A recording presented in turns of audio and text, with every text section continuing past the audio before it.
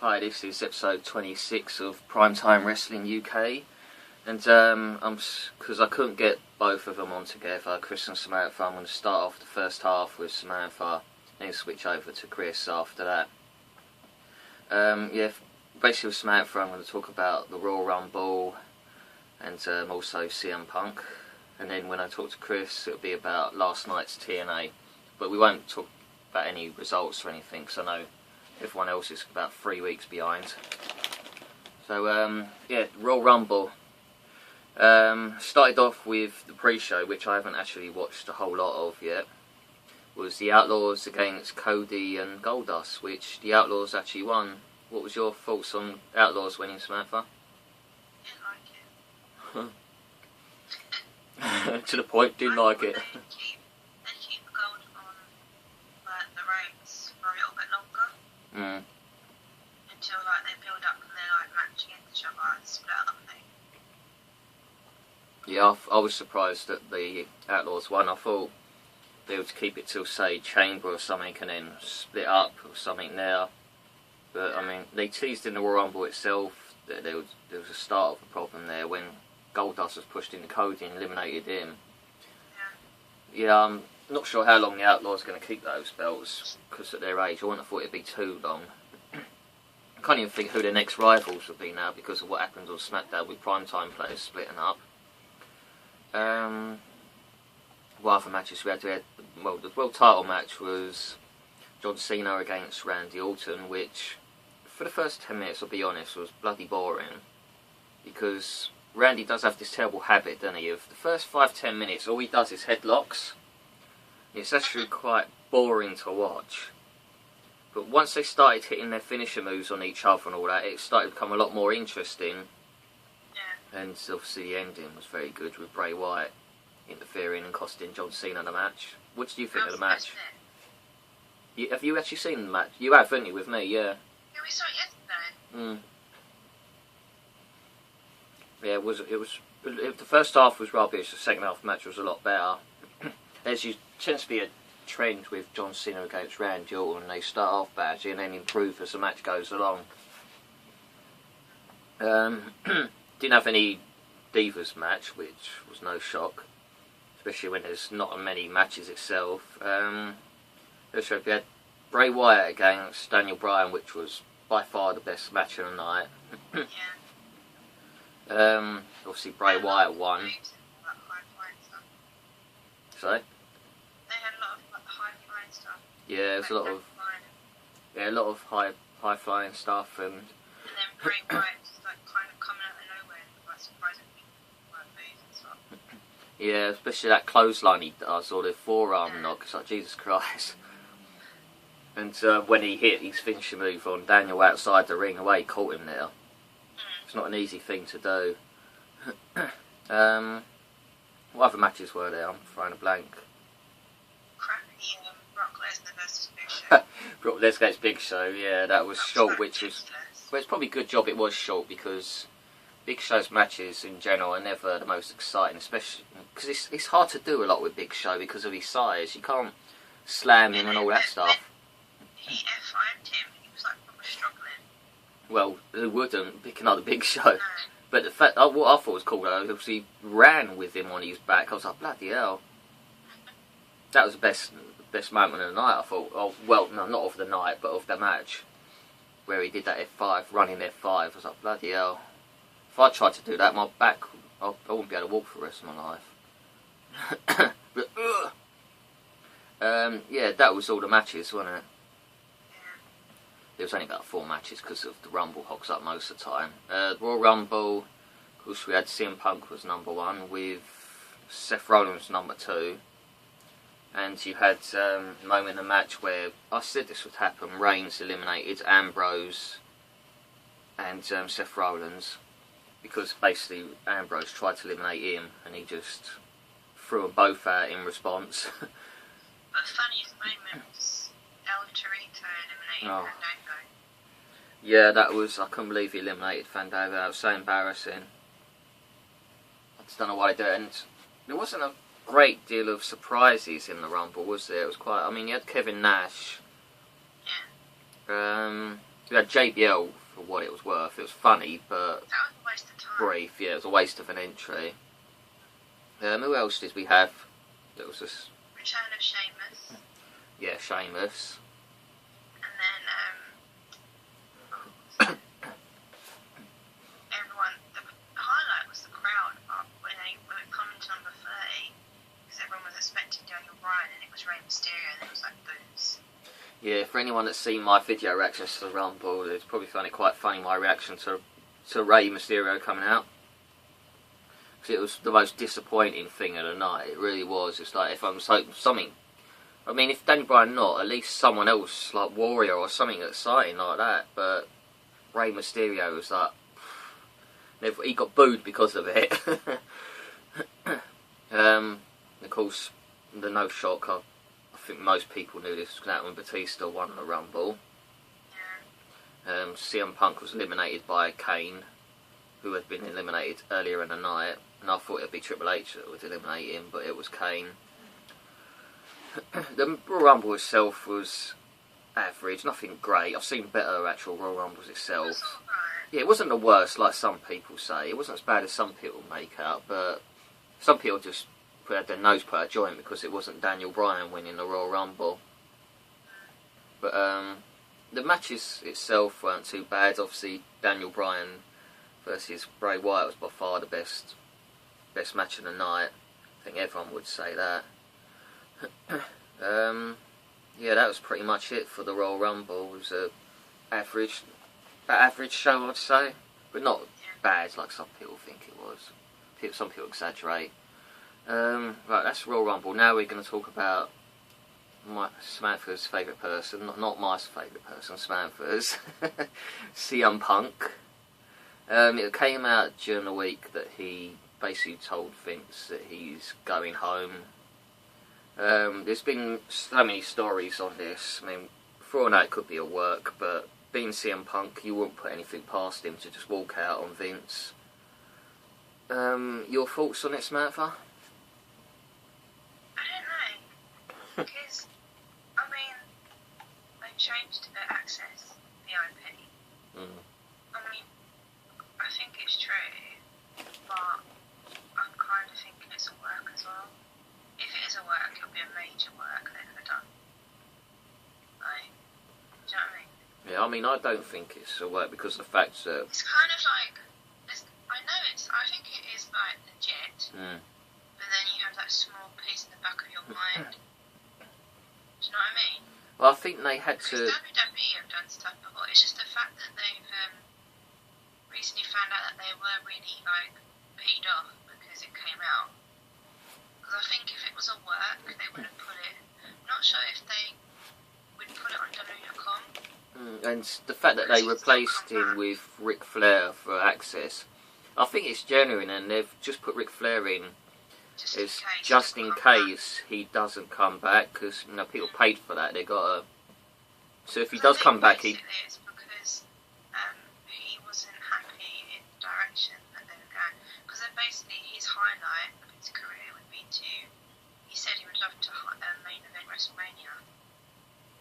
And maybe because he knew that it wasn't happening, that he was a bit like, what we're here for, kind of thing. I don't know, it's hard to think what Punk's thinking sometimes. Hold on a It's sec. hard to know what he's thinking. Let's go and do this plug, hold on. Before someone else walks in here. Hold on. Just got to make sure I put that there in case he walks in. Yeah, sorry, carry on. It's kind of hard, you never know what's going on in Punk's head. Yeah, that's the problem, You no don't one know, does. Like, if he's going to come back or he's not. But then, you know, he did it before, didn't he, when he kind of left for a few months, then came back. Yeah, I mean, trouble is, I mean, I'd rather Daniel Bryan was main event, but Punk just needs to accept that he might never be the last match of the night. Yeah. And I don't think it's a good enough reason to walk out because he can't get main event of WrestleMania. I mean, it could just be a simple thing that he's burnt out, but... Yeah, I mean, it's been known that he's really got really bad ribs or whatever it is. Like, he might just be a needed time to like have a break. Well, maybe rest they up can and stuff. work something with him where they say, look, you can have till early March, but then you have to come back because they'll need a month build up to his match at WrestleMania. And then after WrestleMania, he can have another couple of months break or something. Hang on 1 second. Okay. Yeah, maybe it's... I'll carry on while she's talking to someone. Maybe he just needs a break from... Yeah, maybe they could work something until March. And then you can have fight WrestleMania and then have a break. Everyone reckons when, like, was it the 3rd of March when they were back in Chicago? They reckon he might come back. But I was thinking, I don't know if he would. They're worried about the Chicago audience. But then whoever happens, the Chicago audience are always great. The thing is, if he doesn't, they're going to be chanting CM Punk all blooming night, aren't they? But if it is a work and he comes back, what happens to Axxess? Does he then go back in place of Flair or what? I don't know. Could you It's imagine? quite difficult to do that though because they've changed it. Can you imagine they change it back again and people have got a refund because they didn't want Ric Flair? Yeah. That'd be so unfair, wouldn't it? But then again, they might even wait until WrestleMania to bring him back. You never know. Yeah, well, he couldn't have a match though. It'd have to be interference. Maybe he could help Daniel Bryan win the world title or something. I mean, they could even wait till more after Mania if he wants to come back. If they don't want to ruin the whole Axxess thing. But if he wants to come back early, it could be the major comeback. Because there is a speculation going around now that because of all this with Punk, that they've changed the main event to Randy Orton, Batista and Daniel Bryan in it. But there was Then this... again, everything's changing. There's nothing set in stone. But there was also the talk I read of... somewhere that the only thing that they reckon is set in stone is Cena versus Bray. But the rest of it, they could change in time. So much change has happened. Because I know there was talk of Now Daniel... it's unbelievable. There was talk of Daniel winning the world title at Chamber. But I was rather they held off. Randy won that and then they held off. Somehow Daniel gets screwed by Batista or whatever. And then gets added to it and wins the world title at WrestleMania. Because it would be so much better payoff if he wins it at WrestleMania than in bloody Chamber. What? Oh yeah. Well, that's what I mean. Because he wins it at Chamber. The likelihood is he'll go and lose it to Batista the next month. Which won't go down well. You have to kind of think, would Batista let him win because of the deal coming back? Well, we don't know what his deal is exactly, but... I know he's there for 2 years, isn't it? Yeah, but it doesn't mean he has to win it the world title straight away. I bet there is... Well, yeah, I mean, people are talking about having Punk versus Batista feud in SummerSlam. Batista and who? Lesnar? Punk. Oh, Punk. They were going to have there was talks about them having a feud at some point. But obviously, you don't know what's going on at the moment. The thing is, Punk's feuds haven't been bad. He's had plenty of good ones, though, for the past year or so. So you can't really complain about his feuds that he's had. Yeah. You know, he's had The Shield, he's had Undertaker. The thing is, the one with the Shield kind of went on a bit too long, I reckon. But he's had plenty of good feuds. He had also Brock Lesnar in the summer. So you can't complain too much about who he's for. Though, I'm going to be a fan of his, whatever he is, kind of like if he's back in Ring of Honor or whatever, you know. I don't know, I feel sometimes he needs to grow up.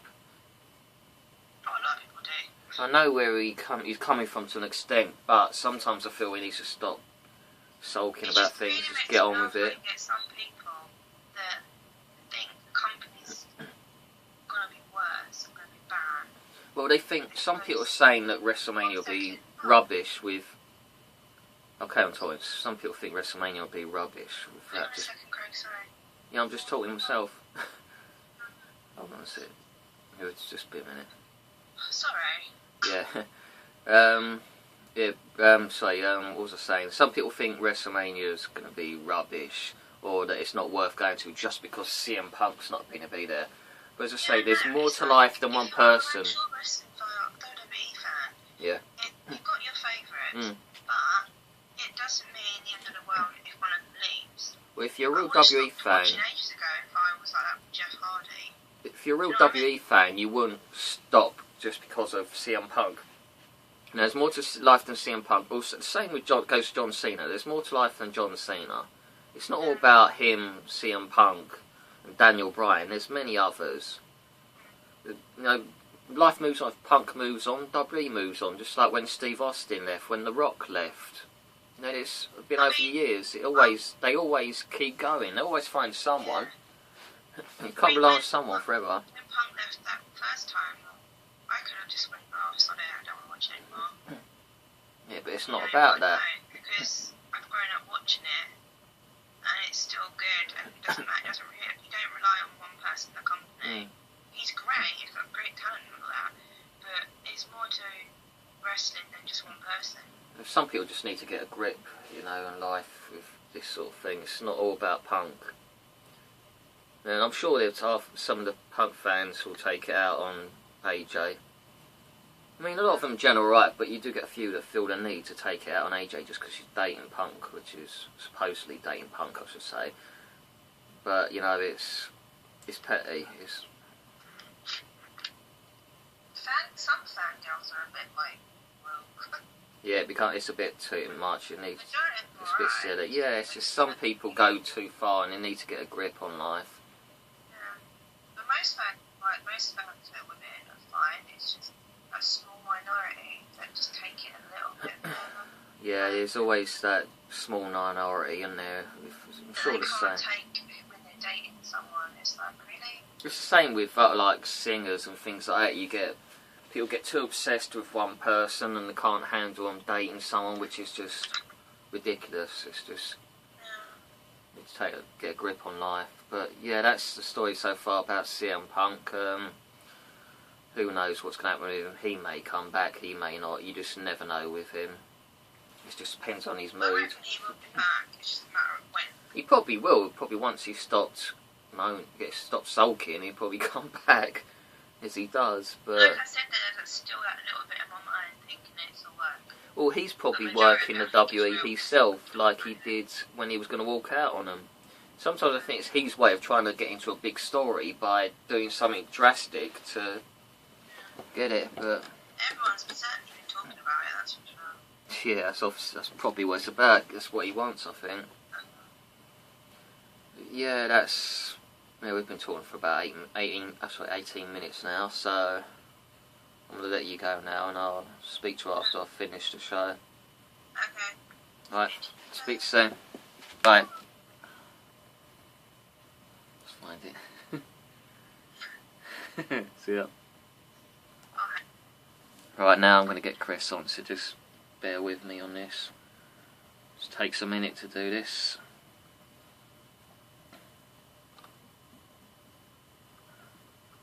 Just wait for him to get his bald head on. Just full screen that. Hopefully you're close to that screen. Hello, mate. Whee! Oh my god, what are you wearing? What are you wearing? Oh, okay. Yeah, it's probably tiredness from yesterday on being on your feet all day. Yeah, I was talking to Samantha about the Royal Rumble and about the whole CM Punk thing. So I'll talk to you in a minute towards the end about CM Punk, but we're going to talk about TNA now because we're nearly up to 20 minutes on this show. So yesterday we had TNA, and before the show we had the fan interaction. Now we got there around midday because we like to get there early, so we're near the front of the queue. And it's freezing their butts off somewhat. And the original plan was they were going to let us in at 3 and it would start at 4. They decided to let us in at 4 o'clock instead, and it was going to start exactly at the same time. So first we're at one door, they go, oh, you've got to go to the one further down. So we've all gone running down there to that. An hour later they go, got some bad news, change of plan. You've got to all turn around and go back to the other door. So they marched us all round back down to this door, and we were like, right bunch of plonkers. So yeah, once we got there, we were there for about another hour freezing. Then they let us in about 20 minutes late. As usual, nothing ever starts on time. And now it's a new and improved fan interaction, as they put it. And it was a bit disappointing with the lineup we had. It was okay, but nothing great. I mean, compared to all the other ones that they've had, there was every other one, including today's show, by the way, has James Storm. We're the only ones that missed out on James Storm. We basically, for some reason, we had bloody El Hebner, who didn't want to be there. It was as miserable can be. Could just about look at people. You'd think he had trapped wind or something. Could have face on him. Then, obviously, the best one of all was the next one, Bully Ray, which was my ambition too. Like, I know what he's like, so I don't expect much from him. He don't say anything. He's miserable, but that's Bully Ray for you. You know what you're getting. I went to shake his hand, like Chris would tell you as well, and he put his hand like that. They were supposed to do the fist bump, so I did it, and he hit my knuckles really bloody hard. Now his hand is like 3 times the size of my blooming fist, because I've got a small hand, and it really blooming hurt. It was like hard not to show it as well. We did the same to Chris, and Chris thought he was going to break his hand. Next was Lady Tapper, who I don't rate, full stop. I think she's useless. She was as miserable as can be. Just about could be bothered to sign anything or look at the camera. It's like, love, who are you? You've been there 5 minutes. You're Barbarian's daughter, big deal. What would he do? Go and learn to wrestle. But then there was Gal Kim, who was a lot better. She's very nice, always is. I might not be a big fan of hers in the ring, but she's very nice. Then round the other side, because you had 4 tables basically, 2 at the front, and then you'd go round to the next 2, which was ODB and Eric Young on the next the 3rd table. ODB was fine. It was funny, when I went to get my programme signed, suddenly Samantha took it away from me. I'm like, my programme? I need my programme to get signed. Which ODB thought was quite funny. Then when Samantha took my photo, it somehow turned the recording on. So we were like debating over this. It's like, you turned my video bit on and all this. And but we sorted that out in the end, which was funny. But she's very nice. Well, she was another one I wanted to meet. So Eric Young was fine, quiet, but he was no problem. I think he had a sore throat. Whereas the problem is, we get them towards the end of the tour and they're knackered by then. Yeah. So I don't think that helps. And on the last table we had the Wall. They are called the Wolves, aren't they? Yeah. The new tag team in TNA. They were really polite, yeah, they were fine. Yeah, that was basically them, but the problem we had when we first got into the fan action, the staff at Wembley are idiots, complete idiots. They're rude as well. We're trying to get prominent, like, move along, we're further up, right up to the tables, and we get bring the programmes to you. Now we get there, no sod brings them over to us. We try to go back, they go, no, go back there, and you'll get them in a minute. It's like, we're right at the front, we can't actually go anywhere until we get our bloody programmes to be signed. We can't go up to table with nothing in our hands, look like a moron. And then the woman was rude to Chris, threatening to kick him out. It's like, listen, love, we have nothing to sign, what do you want from us? I had to explain it to an American security guy that was there running it as well, who works for WE as well. I've seen Access.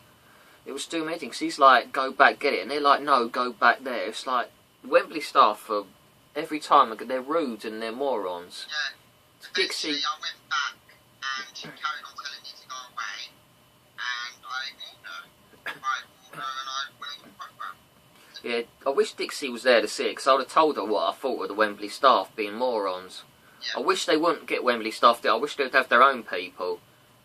Because that woman was just a complete idiot who didn't give a damn. We're going there, goes, we're going to have to hurry it up because we're running out of time. It's like, listen, love, we've been outside freezing our asses for 3 hours. Yeah. You start 20 minutes late and then tell us you're going to rush us. I don't think so. I don't see why they think we should get punished every time they start late. It's like, we're here on time. Don't punish us because your lot can't get their jobs done, can't do their job and start on time. Exactly. You know, it's, I mean, obviously it's a lot better than past ones, because past ones have been an absolute joke the way they've run it. At least we allowed photos this time. It's just the way it started was a sham. with the staff there make you feel like you got hurry when we've been waiting for hours, and it's them that messed us around. But yeah, that was fan interaction. I expected better wrestlers than we had, but I was happy that we had Bully and ODB. It's better than nothing. Just a shame we didn't have James Stoll. You know, the one night, it was the only night he's not done fan interaction, which I think's annoying because, you know, we're London. We should get the big ones. We get one of the biggest crowds. We're always there. It's like, why screw us around? Let's just put it. Let's just be honest. I didn't care about Hebner. I didn't want to meet Hebner, and I didn't want to meet that other bloody lady. Tapper, yeah. I'm saying that I don't care about that. The thing is, we pay. What I've heard, we pay more for TNA itself than what other places do. So surely we should be treated a little bit better then. Yeah. And be given a little bit better. Yeah, they had TV, but they had TV the days before that, so what's the problem? Just frustrating. This TNA When can't... it wasn't there and it was someone rubbish, I think I would have put them right. I would be so angry, man. Well, TNA can't help but screw something up when it comes to these fan interactions. Yeah.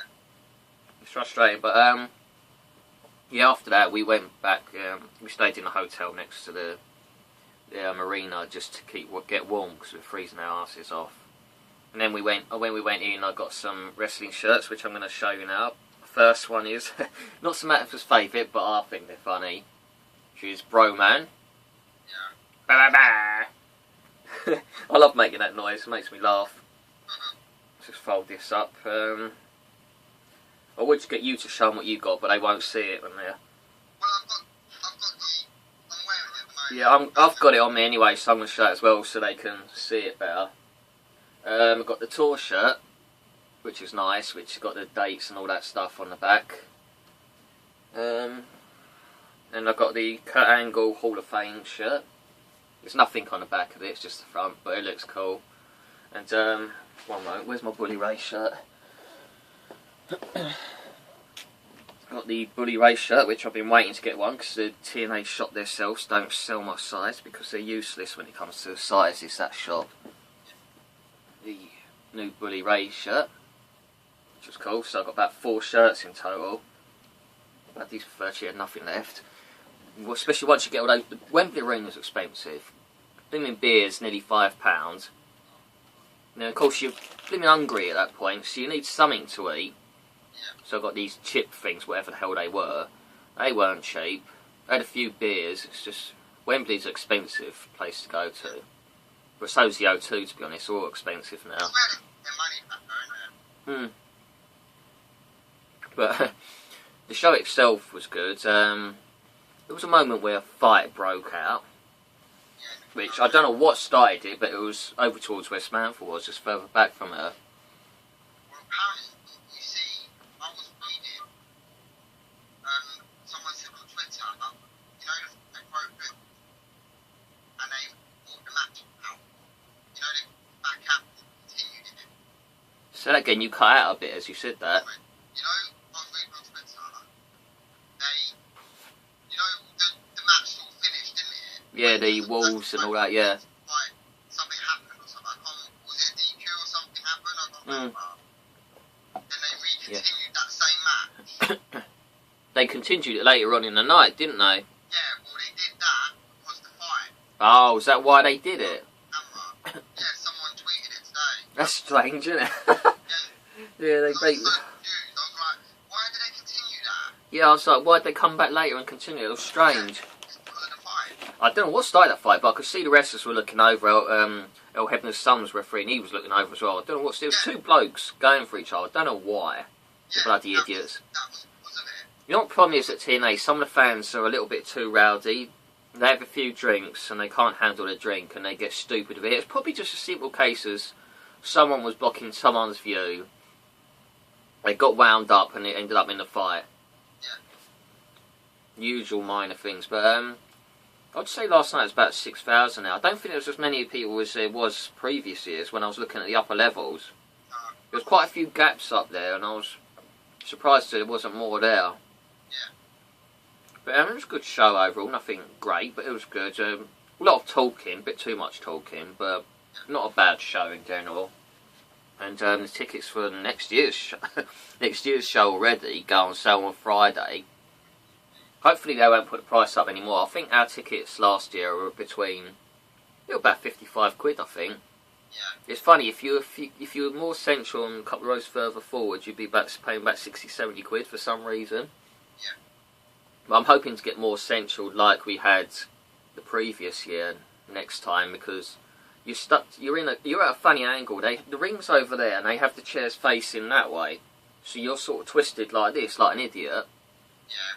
And yeah, you've got the ring posts blocking you taking some good photos sometimes, especially when they stand in the middle of the ring.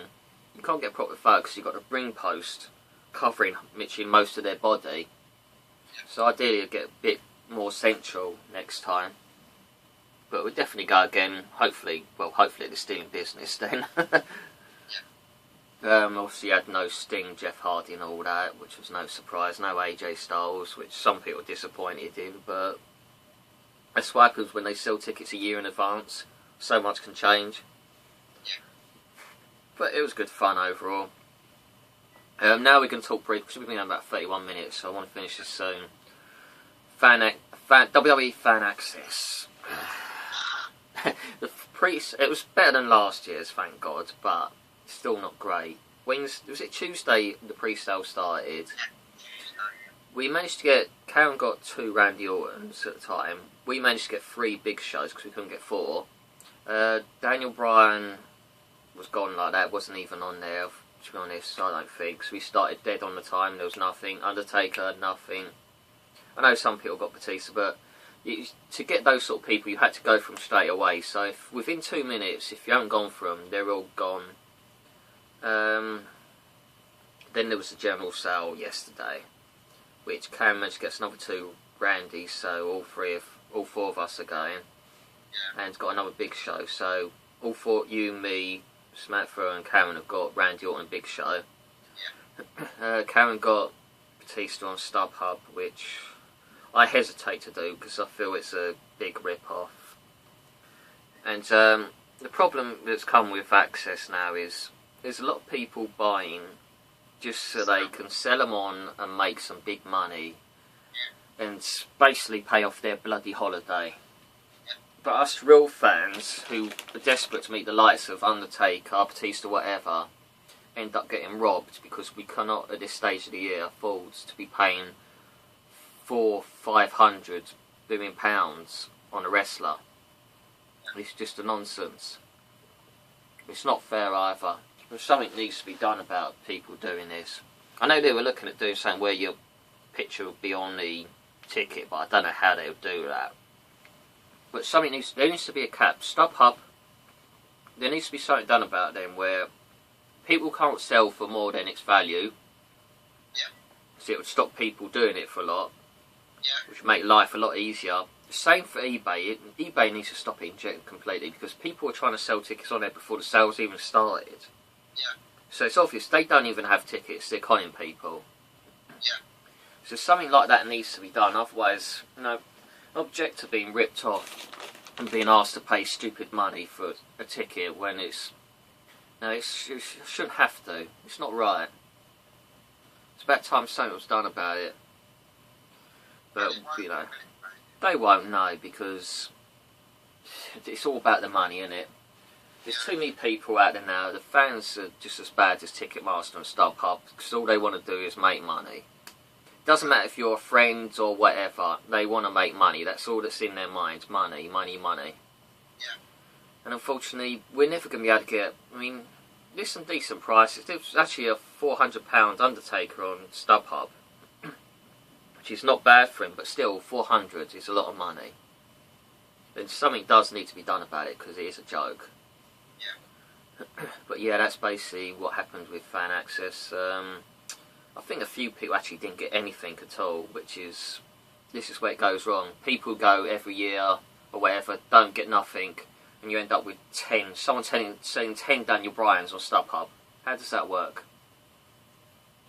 They say there's no conspiracy, but how does someone get 10 Undertakers or 10 Daniel Bryans? It's not possible. You don't have the time to get that many people.